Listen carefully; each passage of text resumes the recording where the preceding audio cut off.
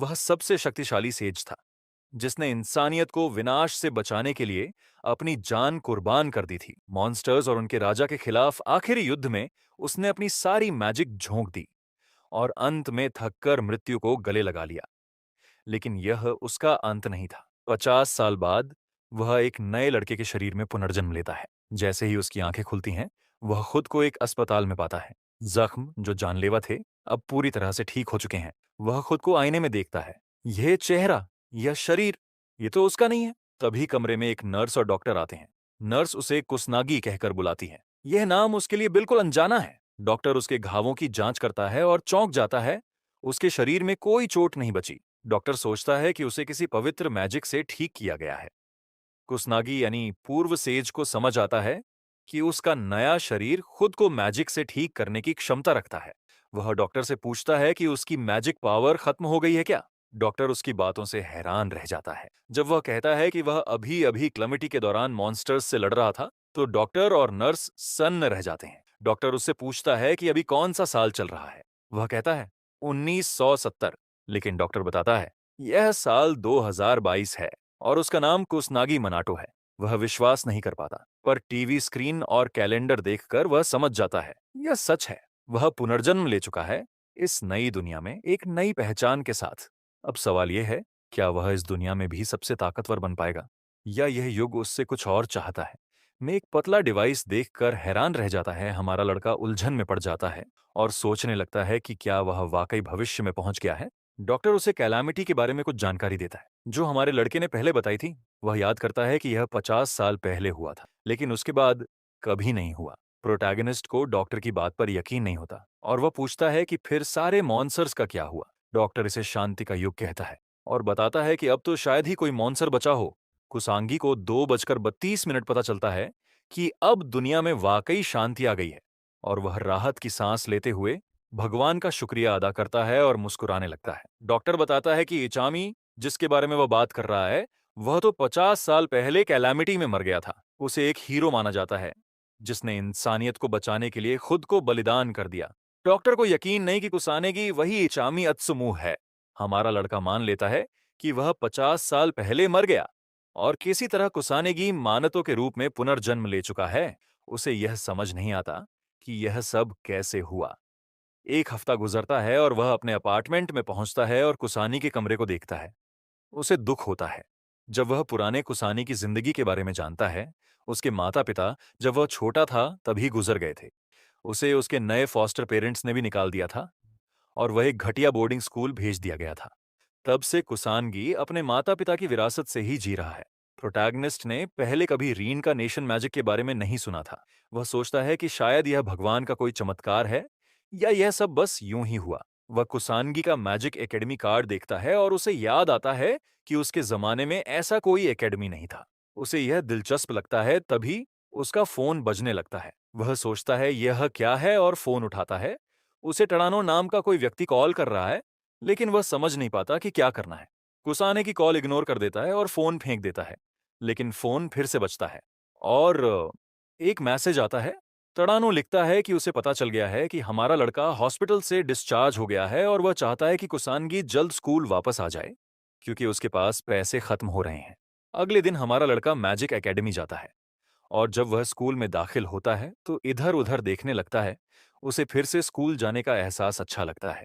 तभी वह देखता है कि एक स्टूडेंट डमी डोल पर अपना मैजिक इस्तेमाल कर रहा है। कुसानगी निराश हो जाता है यह देखकर और सोचता है कि सबकी मैजिक पावर्स कितनी कमजोर हैं। वह और स्टूडेंट्स को ऑब्जर्व करता है और महसूस करता है कि यह सब तो बिल्कुल बेकार हैं। उसे यकीन नहीं होता। उसे याद आता है कि उसके जमाने के न्यूबीज भी इनसे 10 गुना ज्यादा मजबूत होते थे। वह अपने क्लासरूम में दाखिल होता है और अपनी सीट पर बैठता है। वह एक्साइटेड महसूस करता है अपने नए एकेडमिक लाइफ को लेकर और सोचता है कि क्या उसके क्लासरूम में कोई दोस्त भी है। तभी एक लाल बालों वाला स्टूडेंट 2 और बच्चों के साथ क्लासरूम में आता है। वह पूछता है कि हमारे लड़के ने उसके टेक्स्ट को क्यों इग्नोर किया, जबकि वह सिर्फ कुसानागी है। प्रोटैगनिस्ट उसे पहचान नहीं पाता, तो शालीनता से उसका नाम पूछता है। टडानो गुस्से में आकर टेबल पर लात मारता है और फिर से अपना नाम बताता है। वह कुसानागी को कमजोर और बेकार कहता है, लेकिन हमारा लड़का उसे गंभीरता से नहीं लेता। वह अचानक याद करता है कि यही वह लड़का है जो उसे कॉल कर रहा था। उसे लगता है कि टडानो उसका दोस्त है। टडानो शातिर मुस्कान के साथ अपना हाथ आगे बढ़ाता है और पैसे मांगता है। कुसानगी सोचता है कि वह अच्छा दोस्त है और उसका हाथ पकड़ता है, यह उम्मीद करते हुए कि वह अच्छे दोस्त बन सकते हैं। टडानो गुस्से में आकर उसका कॉलर पकड़ता है और पैसे की मांग करता है। वह उसे डराने की कोशिश करता है और सोचता है कि उसके पास अभी भी उसके माता पिता की विरासत के पैसे बचे होंगे। कुसानागी को अंत में समझ आता है कि उसका पुराना रूप बुलीड किया जाता था। टडानो उसे एक पंच मारने की कोशिश करता है, लेकिन तभी एक नीले बालों वाली खूबसूरत लड़की क्लासरूम में प्रवेश करती है। वह सबको गुड मॉर्निंग विश करती है। उसकी सुंदर मुस्कान टडानो को शांत कर देती है। वह हमारे लड़के को छोड़ देता है, लेकिन साफ कर देता है कि उसे पैसे चाहिए। बाद में कुसनागी को गुस्सा आता है, लेकिन बुली क्लासरूम छोड़ देता है। क्लास शुरू होती है और टीचर कैलामिटी के बारे में बात करता है, जिसे फाइनल कैलामिटी भी कहा जाता है। 50 साल पहले दुनिया भर में मॉन्स्टर्स आ गए थे और इंसानियत निराश हो गई थी, लेकिन एक महान सेज जिसका नाम इचामियत सुमु था, इंसानियत को बचाने के लिए डटा रहा। उसने कभी हार नहीं मानी और अकेले ही सभी मॉन्स्टर्स को खत्म कर दिया। अंत में उसने कलामिटी बॉस नामक डीमन गॉड का सामना किया, जो पूरे घटना का कारण था। इचामी ने अपनी जान दांव पर लगाकर फाइनल बॉस को हराया और तब से कलामिटी कभी वापस नहीं। टीचर स्टूडेंट से महान सेज के बारे में सवाल पूछता है। पहले की नीले बालों वाली लड़की हाथ उठाती है। उसका नाम मिजुआ है। टीचर उसे जवाब देने की अनुमति देता है। वह कहती है कि इचामी महान सेज है और पहले मैजिशियन थे जिन्होंने पहली कैमिटी में सरवाइव किया। वही इस एकेडमी की स्थापना का कारण भी है। उसकी आंखें एक्साइटमेंट से चमकने लगती हैं जब वह बताती है कि इचामी इंसानियत के हीरो हैं और दुनिया भर के हर मैजिशियन के आइडल हैं। टीचर पुष्टि करता है कि वह सही कह रही है और क्लास को सिखाता है कि वह महान सेज इंसान इतिहास का सबसे शक्तिशाली मैजिशियन है। वह सलाह देता है कि सब स्टूडेंट्स को उनके बारे में जानना चाहिए और आने वाले टेस्ट के लिए तैयारी करनी चाहिए। प्रोटैगनिस्ट शर्मिंदगी की महसूस करता है क्योंकि सब लोग इचामी की तारीफ कर रहे हैं। वह इस तरह की टॉर्चर की उम्मीद नहीं कर रहा था और एकेडमी ज्वाइन करने का पछतावा करने लगता है। उसे डॉक्टर की बात याद आती है और वह मानता है कि अब जब दुनिया पीसफुल हो गई है तो शायद इसी वजह से मैजिक कमजोर हो गई है। वह खिड़की से बाहर देखता है और अपने नए शांत जीवन का आनंद लेते हुए मुस्कुराता है। टीचर क्लास खत्म करता है और उम्मीद करता है कि सब कल होने वाली मैजिक पावर असेसमेंट एग्जाम के लिए तैयार होंगे। टडानो फिर से प्रोटोगोनिस्ट के पास आता है और पूछता है कि क्या उसने टीचर की बात सुनी। वो एक्साइटेड है और मानता है कि कुसानगी की डॉग लेवल मैजिक एबिलिटीज को देखना मजेदार होगा। हमारा लड़का सोचता है कि यह बुली चुप क्यों नहीं हो रहा। वह क्लासरूम से बाहर निकलने का फैसला करता है और जैसे ही वह जाता है, टडानो कहता है कि उसके माता पिता के पास भी कोई मैजिक एबिलिटीज नहीं थी। बुली उसे ऑर्फन कहकर हंसने लगता है। प्रोटैगनिस्ट आखिरकार पलटकर जवाब देता है। टडानो गुस्से में आ जाता है जब वह कुसानेगी को उसे इंसल्ट करते हुए सुनता है। उसका सब्र खत्म हो जाता है और वह कोई फायर मैजिक एक्टिवेट करता है। क्लासमेट शॉक्ड हो जाते हैं और उसे रोकने की कोशिश करते हैं। उनमें से एक सोचता है कि क्या वह क्लासरूम के अंदर ही ऐसी स्पेलिल का इस्तेमाल करने जा रहा है। टडानो स्पेलिल कुसानेगी की तरफ फेंकता है, यह उम्मीद करते हुए कि वह मर जाएगा। नीली बालों वाली लड़की उसे रोकने आगे बढ़ती है, लेकिन वह देर कर देती है। जैसे ही वह फायर ब्लास्ट कुसनागी की तरफ आता देखता है, वह बिल्कुल अनफेज्ड खड़ा रहता है। मैजिक अटैक उसे जोर से लगता है और सारे स्टूडेंट्स पीछे हट जाते हैं। मिजुआ इसे बेवकूफी कहती है और टडानो को ऐसे बेकार झगड़े में मैजिक इस्तेमाल करने से मना करती है ताकि कोई घायल ना हो जाते हैं। लेकिन जैसे ही धुआं साफ होता है, कुसानगी बिना किसी चोट के बाहर आ जाता है। स्टूडेंट्स हैरान रहे और वह मानता है कि वह ऑफ गार्ड था। टडानो डर के मारे पूछता है कि कुसानगी अभी भी खड़ा कैसे है जबकि उसे सीधा हमला लगा था। हमारा लड़का आसानी से लेवल 1 मैजिक को अपनी बैरियर से रोक सकता है। बिना अपनी असली पावर इस्तेमाल किए वह अब तक इंसल्ट सहन कर रहा था क्योंकि टडानो सिर्फ एक बच्चा है, लेकिन अब वह मानता है कि उसे सजा मिलनी चाहिए। एक ठंडे एक्सप्रेशन के साथ वह बुली की ओर बढ़ता है। टडानो घबराने लगता है और कुसानागी अपना मैजिक अनलीश करता है। सारे स्टूडेंट्स फ्रीज हो जाते हैं और हिल भी नहीं पाते। सब सोचते हैं कि क्या हो रहा है। मिजुआ भी सोचती है कि यह क्या हो रहा है। कुसानागी टडानो की तरफ बढ़ता है और अपना हाथ आगे करता है। टडानो डर के मारे कांपने लगता है, लेकिन तभी टीचर क्लासरूम में दाखिल हो जाता है और पूछता है कि यह आवाज कैसी थी। वह पूछता है कि क्या कोई अंदर मैजिक का इस्तेमाल कर रहा है। कुसानगी उन्हें आश्वस्त करता है कि अंदर कुछ नहीं हो रहा। उसे लगता है कि जादू बाहर से आया है। टीचर को याद आता है कि आज कोई मैजिक एक्टिविटी नहीं होनी थी, लेकिन हमारा लड़का कहता है कि शायद उनके डिपार्टमेंट के बाहर कोई प्रैक्टिस कर रहा हो। टीचर स्मोक के बारे में एक्सप्लेनेशन मांगता है, तो कुसानगी कहता है कि वह बाहर से आया। टीचर उस पर भरोसा करता है, सभी को अपनी सीट्स पर लौटने को कहता है और फैसला करता है कि वह असली कल्पेट को ढूंढेगा। कुसानगी एक मुस्कान के साथ माफी मांगता है और सोचता है कि अब झूठा सबूत बनाना पड़ेगा ताकि केस क्लोज हो सके। सारे स्टूडेंट्स यहाँ लौटने को कहता है और फैसला करता है कि वह असली कल्पेट को ढूंढेगा। कुसानगी एक मुस्कान के साथ माफी मांगता है और सोचता है कि अब झूठा सबूत बनाना पड़ेगा ताकि केस क्लोज हो सके। सारे स्टूडेंट्स यहां तक कि मिजोहा भी चौंक जाते हैं। तड़ानो गुस्से में अपने दांत पीसता है। एमसी को लगता है यह सभी स्टूडेंट्स बहुत कमजोर है और उसे शक है कि ये कभी किसी मॉन्स्टर को मार भी पाएंगे। हालांकि कलामिटी 50 साल पहले खत्म हो चुकी है, उसे अब भी लगता है कि खतरनाक मॉन्स्टर्स इस दुनिया में मौजूद हो सकते हैं। वह खुद ही सब कुछ चेक करने का फैसला करता है। रात को वह मैजिक सर्कल्स का इस्तेमाल कर उशबुया पहुंचता है। वह तबाह हो चुके शहर को देखता है और अपने पास्ट लाइफ की यादें ताजा करता है। उसे कोई मॉन्स्टर नहीं दिखता और लगता है कि शायद पुलिस ने पहले ही सब कुछ संभाल लिया। तभी उसे एक मॉन्स्टर की ओरा और एक ह्यूमन की मौजूदगी का एहसास होता है और वह तेजी से वहां पहुंचता है। एक मॉन्स्टर एक सफेद बालों वाली लड़की को कोने में दबोच लेता है, जो डर से कांपती है और अपनी जान की भीख मांगती है। जैसे ही मॉन्स्टर उसे खाने की कोशिश करता है, हमारा लड़का बीच में आकर एक ही अटैक में उसे खत्म कर देता है। वह लड़की के कपड़ों पर एक पुलिस बैज देखता है, मान लेता है कि वह मैजिशियन पुलिस से है और उसे अगली बार सावधानी बरतने की सलाह देता है। वह उसका धन्यवाद करती है, लेकिन वह मैजिक सर्कल्स बनाकर वहां से गायब हो जाता है। लड़की सोचती है कि वह कौन था। उसे एक ग्रेट मैजिशियन लगता है, लेकिन वह हैरान होती है कि उसने बिना किसी चांटिंग के उस मॉन्स्टर को कैसे मारा। कुसनागी को अच्छा लगता है कि उसका चेहरा छिपा रहा, क्योंकि वह नया नया रिकारनेट हुआ है और नहीं चाहता कि लोग उस पर ध्यान दें।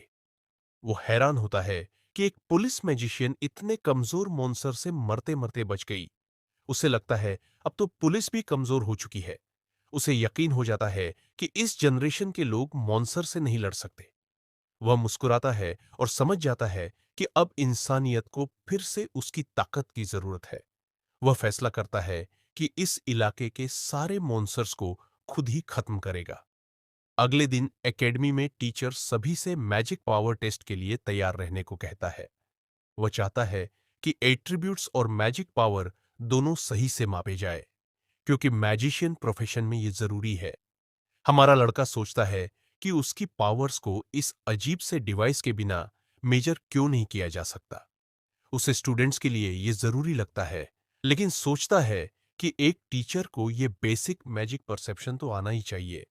मिजुहा आगे बढ़ती है और पूछती है कि क्या यह सही समय है।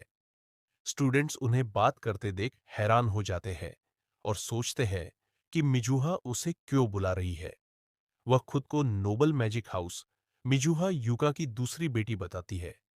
कुसानगी को समझ नहीं आता कि नोबल फैमिली क्या होती है, तो वह बताती है कि ये 4 सबसे बड़ी जादुई फैमिलीज में से एक है।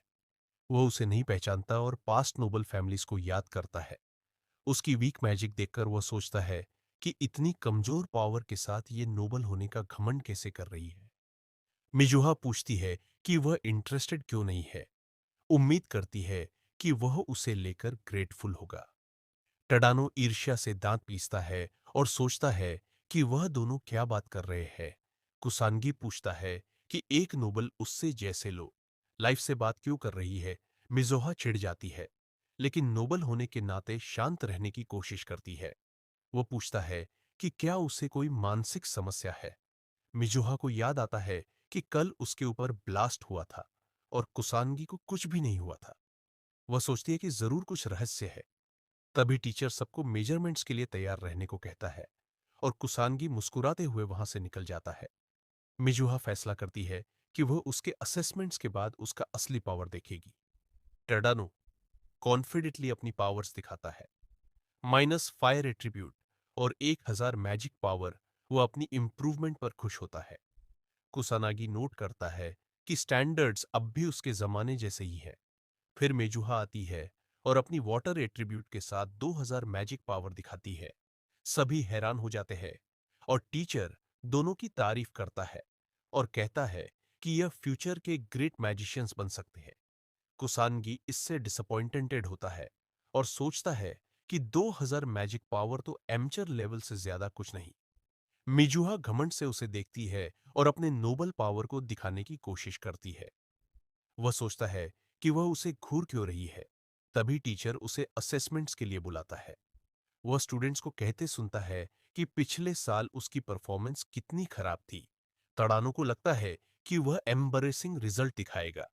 मिजुहा भी सोचती है कि वह कितना पावर छुपा रहा है, लेकिन यकीन नहीं करती कि वह उसे पीछे छोड़ सकता है।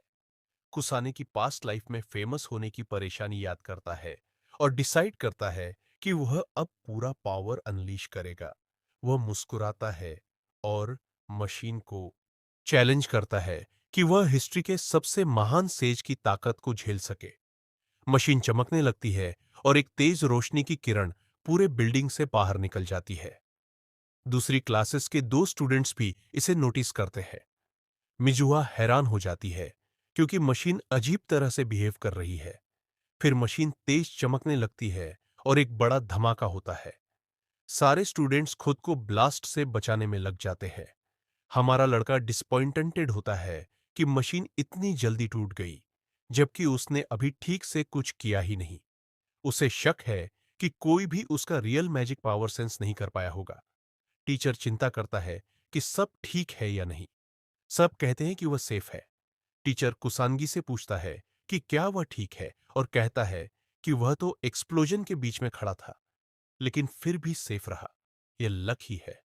उसे शक होता है कि शायद डिवाइस मेल फंक्शन हो गया है और अब कुसानगी की पावर और एट्रीब्यूट को मेजर करना नामुमकिन है। कुसानगी पूछता है कि वह इतना परेशान क्यों हो रहा है। टीचर कहता है कि उसे स्टूडेंट्स को कॉम्बैट क्लास के लिए ग्रुप्स में बांटना है और असेसमेंट के बिना डिसाइड करना मुश्किल है। वह टडानो से कहता है कि वह कुसानगी को अपनी ग्रुप में ले ले। टडानो इस मौके को देखकर मान जाता है ताकि वह उसे बुली कर सके। टीचर खुश होता है कि टडानो ने एग्री किया। टडानो कुसानागी के पास आता है और इवल एक्सप्रेशन के साथ कहता है कि वह कॉम्बैट क्लास में उसका इंतजार करेगा। सभी स्टूडेंट्स ओल्ड शिबुया पहुंचते हैं और टीचर बताते हैं कि वहां अब भी कुछ मॉन्स्टर्स रहते हैं जो ग्रेट कैलामिटी के वक्त बच गए थे। पुलिस और मैजिशियंस वहां रेगुलरली जाकर मॉन्स्टर्स से लड़ते हैं। एकेडमी के स्टूडेंट्स को भी किसी वजह से इसमें भाग लेना पड़ता है। टीचर कहता है कि घबराने की जरूरत नहीं क्योंकि ज्यादातर मॉन्स्टर्स पहले ही खत्म किए जा चुके हैं। हमारा लड़का एक्सपेक्ट नहीं कर रहा था कि प्रैक्टिकल क्लास होगी। उसे उम्मीद है कि स्टूडेंट्स कम से कम कुछ मॉन्स्टर्स तो मार सके, क्योंकि अब वह ग्रुप्स में काम करेंगे। उसे याद आता है कि वह कल रात यहां आया था, लेकिन अब उसे कुछ मॉन्स्टर्स की ऑरोरा महसूस हो रही है। वह सोचता है कि जब उसने कल सब साफ कर दिया था, तो अब फिर से मॉन्स्टर्स कहां से आ गए। कुछ लड़कियों को कंपटीशन की बात करते हुए सुनकर उसे हैरानी होती है कि प्रैक्टिकल क्लास में भी स्टूडेंट्स इतने केयरफ्री कैसे हैं। मिजुहा उसे गौर से देख रही होती है। टीचर प्रैक्टिकल क्लास शुरू करता है और कहता है कि सभी एक दूसरे के साथ मिलकर काम करें। टडानो प्रोटैगनिस्ट को नोटिस करता है और उसे बुलाता है। वह अपने ग्रुप के साथ आता है और कुसानी को कहता है कि वह वहीं खड़ा रहे और उनके काम में दखल न दे। तड़ानो साफ करता है कि अगर कुसानी की फिर से पंगा लेने की कोशिश करेगा तो वह बख्शेगा नहीं। प्रोटैगनिस्ट सोचता है कि अगर इन्हें उससे इतनी नफरत है तो उसे नजरअंदाज क्यों नहीं कर देते। तड़ानो गुस्से से कहता है कि वो बात ना करे। उसे समझ नहीं आता कि मिजोहा फिर भी उससे बात क्यों करती है, जबकि वह टोटली ट्रैश है। एमसी को हैरानी होती है और उसे पता चलता है कि टडानो को मिजोहा से फीलिंग्स है। टडानो गुस्से में आ जाता है। तभी प्रोटैगनिस्ट को कुछ महसूस होता है और बुलीज उस पर मैजिक से हमला करने की कोशिश करते हैं, लेकिन वह उन्हें रोकने की चेतावनी देता है। टडानो कहता है कि अब माफी से काम नहीं चलेगा। कुसानेगी उसे पीछे देखने को कहता है, लेकिन टडानो को लगता है कि वह कोई बहाना बना रहा है। टडानो जैसे ही पीछे देखता है, पूरी ग्रुप एक टॉल मॉन्स्टर को देखकर डर जाती है। सब पसीने पसीने हो जाते हैं और सोचते हैं कि यह डीमन सोल्जर यहाँ क्या कर रहा है। बाकी बुलीज टडानो को हाइप करते हैं कि वह उसे हरा देगा। टडानो घबराए हुए चेहरे के साथ हाँ कहता है और फायर मैजिक से हमला करता है। एक एक्सप्लोजन होता है और सबको लगता है कि मॉन्स्टर मर गया, लेकिन स्मोक के हटते ही मॉन्स्टर वहीं खड़ा नजर आता है। टडानो के चेहरे से खून उतर जाता है और उसे कोई स्क्रैच तक नहीं दिखता। एमसी कहता है कि उसकी pathetic level 1 magic demon soldier पर कोई असर नहीं करेगी। मॉन्स्टर आगे बढ़ता है और पूरी ग्रुप डर जाती है। सब घुटनों पर गिर जाते हैं और कांपने लगते हैं। टर्डानो की आंखों में आंसू आ जाते हैं और वह डर के मारे पैंट में पेशाब कर देता है। लेकिन जैसे ही मॉन्स्टर उसे मारने वाला होता है, वह प्रोटैगोनिस्ट की पावर महसूस करता है और पीछे हट जाता है। कुशासानगी आगे बढ़ता है और सोचता है कि मंसर को पता चल गया कि ग्रुप में सबसे ताकतवर कौन है। वह मॉन्स्टर से खुद भिड़ता है। वो मॉन्स्टर से खुद भिड़ता है और अपनी पावर अनलीश करता है। मॉन्स्टर भी अपनी पूरी ताकत लगा देता है और मल्टीपल मैजिक सर्कल समन करता है टडानो। और उसके ग्रुप को शक होता है कि प्रोटैगनिस्ट यह लड़ाई जीत पाएगा। सब मौत मान लेते हैं। मॉन्स्टर एक लेवल 2 मैजिक रॉक क्रीक का इस्तेमाल करता है। एक बड़ा पत्थर कुसनागी की तरफ आता है, लेकिन वह बेफिक्र खड़ा मुस्कुराता है।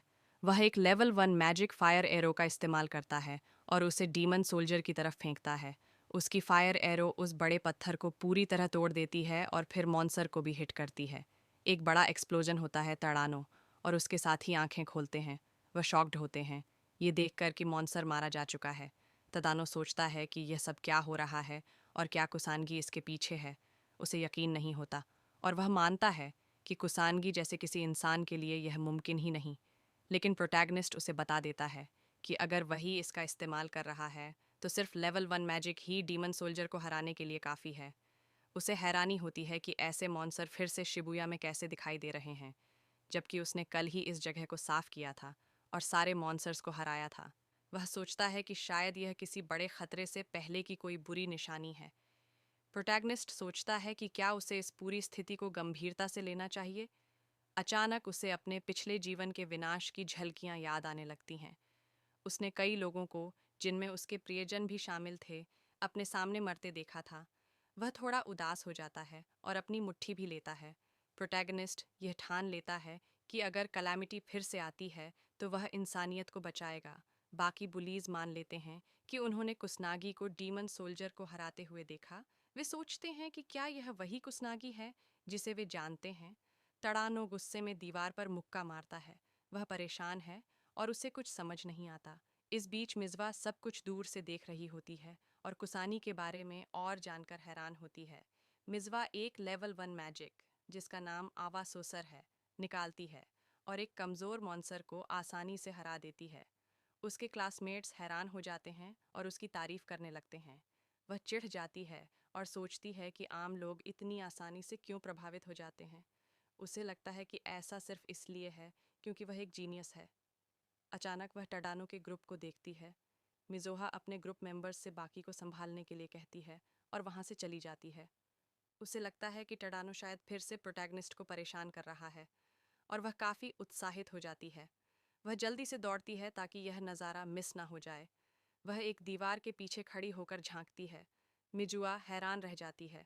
जब वह डीमन सोल्जर को देखती है, उसे शक है कि वह लोग ऐसे मॉन्स्टर से लड़ भी पाएंगे या नहीं। लेकिन डर के बावजूद वह लड़की मदद करने का फैसला करती है, क्योंकि वह मिजुआ परिवार से है। उसे भरोसा है कि वह कुछ कर सकती है। मिजुहा उस ग्रुप की तरफ दौड़ती है और सबको चिल्लाकर भागने को कहती है। अचानक एक बहुत बड़ी फायर मैजिक की लहर उसके सामने आती है और डीमन सोल्जर से टकराती है। कुसानगी एक ही वार में उस मजबूत मॉन्स्टर को गिरा देता है। मिजुआ चौंक जाती है और सोचती है कि किएंग उसकी दिशा में चलने लगता है। उसे पता है कि अब छिपने की कोई वजह नहीं, इसलिए वह फिर से झांकती है और प्रोटैगनिस्ट को देखती है। वह उसे बुलाता है और कहता है कि ऐसे छुपकर झांकना बंद करें। वह शर्मिंदा हो जाती है और पूछती है कि उसे कैसे पता चला। प्रोटैगनिस्ट सोचता है कि अगर कोई मेज़ है तो यह ना जानना तो बेवकूफ़ी होगी। मिजुआ कंफ्यूज हो जाती है। उसे निराशा होती है।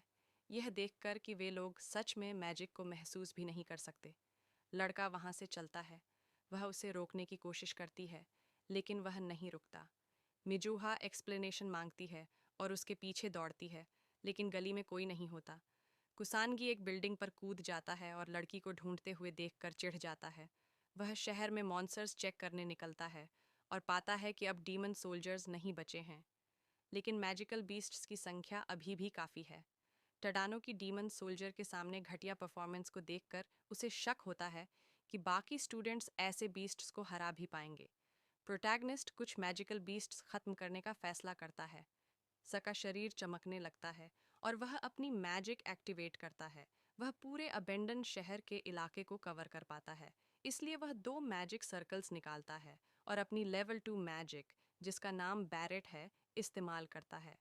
आसमान में कई लाइट बीम्स शूट होकर शिबुया में फैल जाती हैं। टडानो और उसका ग्रुप इन्हें देखता है और सोचता है कि यह शूटिंग स्टार्स हैं।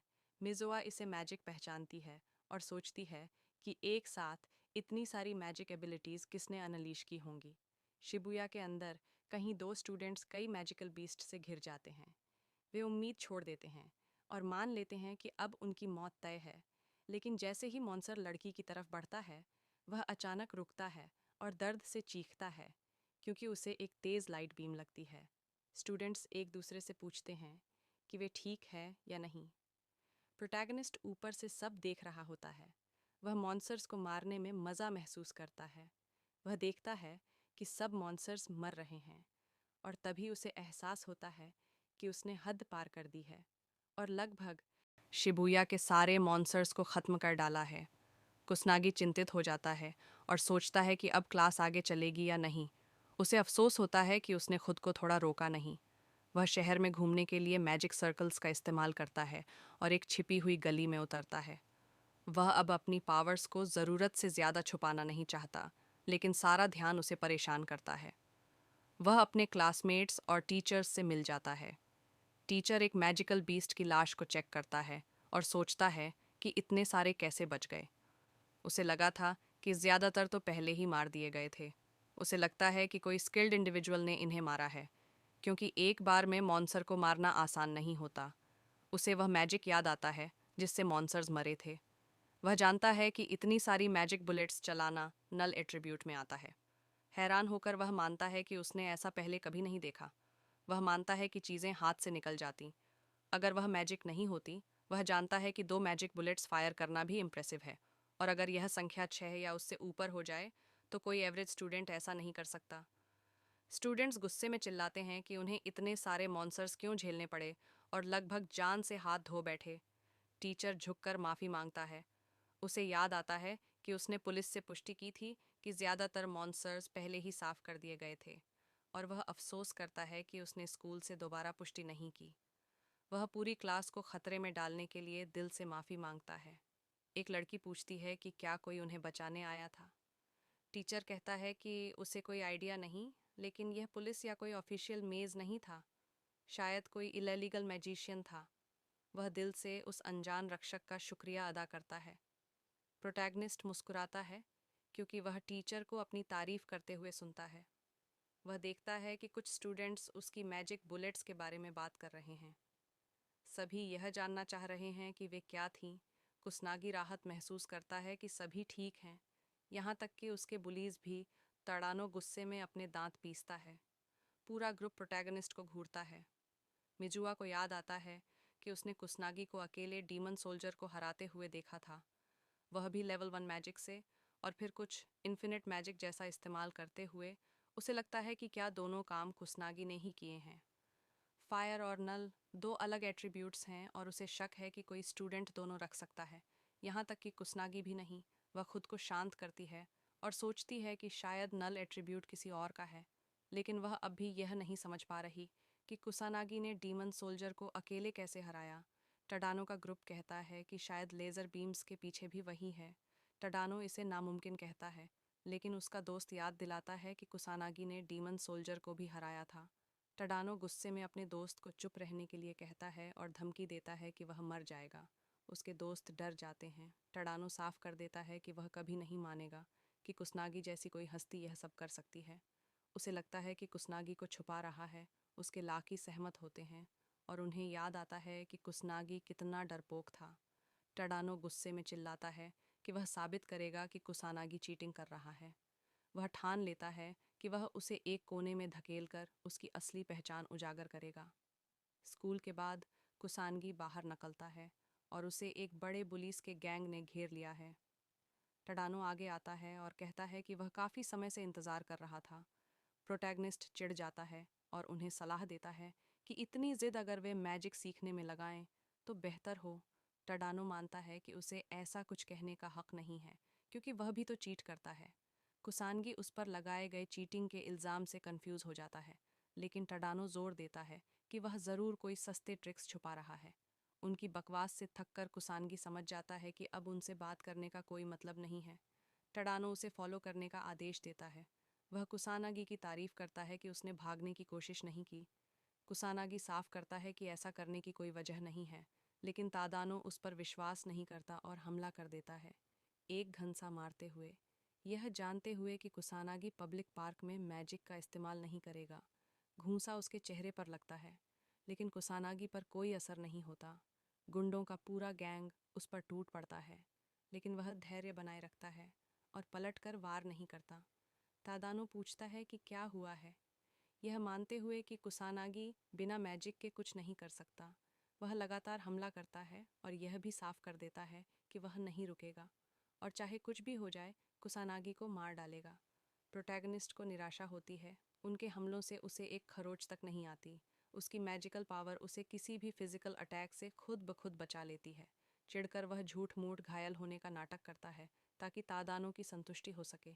तभी अचानक कोई पीछे से आता है और पूछता है कि वह लोग कुसानागी पर हमला क्यों कर रहे हैं। तादानू पीछे मुड़कर देखता है, वह मिजुहा है। गुंडा शर्मिंदा हो जाता है और सफाई देने की कोशिश करता है। वो मिजुहा से कहता है कि वह लोग तो बस मजाक कर रहे थे, लेकिन मिजुहा उसकी बातों में नहीं आती और उसे कुसानागी को परेशान करने के लिए डांटती है। वह अपने क्लासमेट्स की हरकतों से निराश है और सोचती है कि क्या इन्हें अपनी हरकतों पर शर्म नहीं आती। तादानू को अजीब लगता है, लेकिन वह सारा दोष कुसानागी पर डालता है। उसे लगता है कि अब मिजुहा उससे नफरत करती है। सिर्फ कुसानागी की वजह से वह मिजोहा को देखता है जब वह प्रोटैगनिस्ट का हाथ पकड़कर उसे वहां से बाहर ले जा रही होती है। तादानो यह देखकर जल जाता है और पूरी तरह तंग आ जाता है। वह अब खुद पर कंट्रोल नहीं रख पाता और गुस्से में आकर मैजिक अटैक करने की कोशिश करता है। कुसानागी चिढ़ जाता है। तादानो उसे ख़त्म करने के लिए तैयार हो जाता है और उसके साथ उसके साथी भी अपना मैजिक एक्टिवेट करते हैं।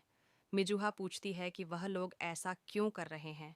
पूरा ग्रुप एक फायर अटैक करता है। प्रोटैगनिस्ट की तरफ मिजुहा को पता है यह कितना खतरनाक हो सकता है, इसलिए वह उसे बचाने की कोशिश करती है, लेकिन वह समय पर नहीं पहुंच पाती। खुसानागी सारे अटैक्स को सीधे झेल लेता है। तादानो आत्मविश्वास से हंसता है। उसे लगता है कि अब कोई चालाकी काम नहीं आएगी और कुसानागी नहीं बच पाएगा। उसके साथी चिंतित हो जाते हैं और पूछते हैं, क्या वह मर गया? तादानो उन्हें मूर्ख कहता है और कह है कि बस वह लोग स्कूल के बाहर मैजिक यूज कर रहे थे और कुसानागी उस झगड़े में फंस गया। जैसे ही धुआं हटता है, कुसानागी कहता है कि वह बस धैर्य रख रहा था क्योंकि वह सब उसके लिए बस नादान बच्चे हैं, लेकिन अब उन्हें सबक सिखाना जरूरी है। वह गंभीर हो जाता है और तादानो से कहता है कि उन्हें मिजुहा को इसमें नहीं घसीटना चाहिए था। तादानो चिल्लाता है और दोनों को इस हालत का जिम्मेदार ठहराता है। वह कहता है अब वह नहीं रुकेगा जब तक कुसानागी मर नहीं जाता।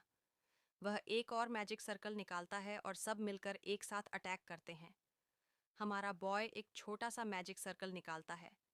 बुली उसका मजाक उड़ाते हैं और कहते हैं कि वह सिर्फ दिखावा कर रहा है, लेकिन तभी प्रोटैगनिस्ट मैजिक ड्रेन का इस्तेमाल करता है।